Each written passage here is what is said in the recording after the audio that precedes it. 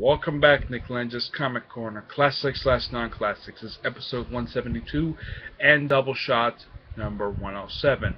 Okay? First up is the Pendulum trade for the Magneto Collecting Issues Magneto Ongoing Series, collecting issues 13 to 17.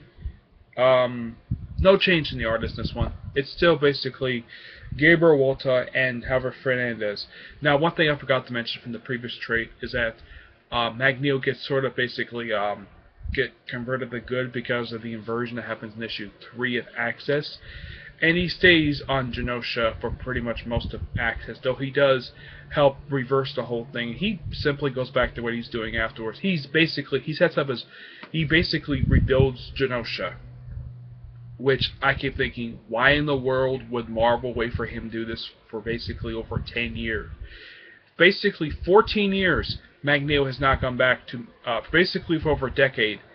I would say not since House of M, he's not gone back to Genosha. Now he's gone back to Genosha. Okay, fine. He starts at homes for mutants, and he starts establishing a new mutant sanctuary there. And here's something quite interesting, though. He reprograms the Marauders to be his security force. Okay, fine. As long as it's not killing mutants, okay, fine.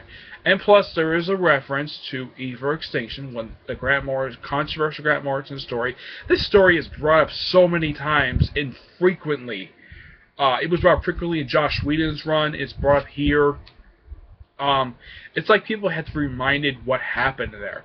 Longtime comic fans who were reading comics knows what happened in that story. Wild Sentinel comes in and basically eradicates 16 million people. Yeah, too bad they don't show it graphically in here. And it also shows how Magneto survived that. He went into a bunker because the people of Genosha wanted him to survive. Okay, fine. So basically he helps reestablish there.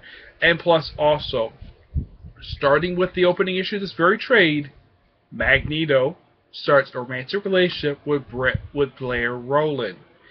And plus this guy here, that's Heesing, who is in case you remember from Rick Remender's and Kenny X-Force run, Magneto had X-Force kill this one Nazi. Now, he was unnamed. Colin Bunn finally gives him a name. His name is Heesing. And apparently Magneto was afraid of this guy ever since he was a child. So basically, Heesing returns, and he is eradicated by the end of this trade. Oh yeah, and also Magneto surrenders to S.H.I.E.L.D., who have been hunting him since issue 1. And he's briefly in their custody, and the reason why he does this is so he can erase the mutant database that they have in this helicarrier. And no, there's no Maria Hill in this issue. Though I keep wondering, though, they're on a S.H.I.E.L.D. helicarrier. Couldn't at least have Maria Hill show up in there? Nope. So they have this Agent Hayes. Oh yeah, by the way, also the opening trade, Blair actually gives Magneto information. All the S.H.I.E.L.D. agents, who they are, and what their hobbies are. So when he tells them when he addresses them by name, they're surprised that they know that he knows who they are. After that, I think the whole S.H.I.E.L.D. hunting him thing is actually dropped after this very trade, and it's also established in this very trade that the whole thing with the whole Genosha being a sanctuary for mutants is reestablished. And this guy gets eradicated, stuff like that.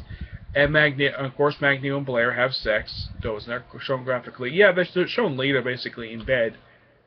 Okay. Oh yeah, it's also explained in the previous trade that she's been following Magneto ever since he attacked Seattle. He doesn't destroy it; he just simply attacks people. And Magneto's responsible for why she's in the race. But for some reason, she falls for him. I don't know why, but it's basically somewhat hinted at ever since issue 1. Well, ever since she first showed up. Otherwise, though, it's a bit. This is a bit slowed down of a pace, but it's still pretty good. Magneto Shadow Games is really good. I get this. Oh, and this book contains issues 13 and 17. Very short trades, only 5 issues. I give this trade in a 8.5. It's not bad. It's still pretty good. Not as good as the first 2 trades, still, but yeah, it's still pretty good. All right. Next up was another Pendulum trade for a particular volume. Miss Marvel Volume 3, Crushed, containing issues 12 to 15 and Shield number 2. Oh yeah, and Mark Waid was one who wrote the Shield issue. Now, basically, this issue is deal with the after effects of the first 11 issues of this very series. And plus, Loki shows up.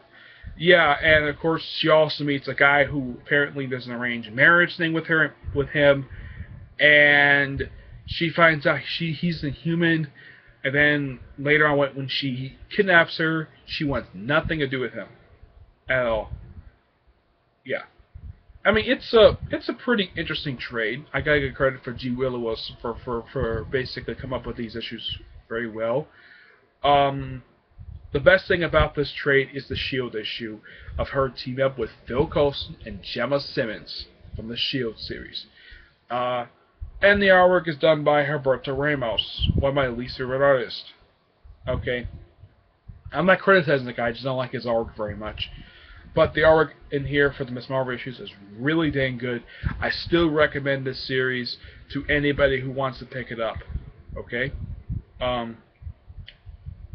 I give this book a 9 out of 10. It's very good. Deals with love, Valentine's Day stuff.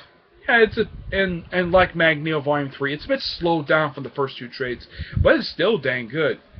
That's why I enjoy this series. Alright?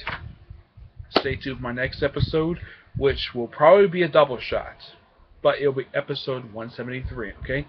See you there. Bye.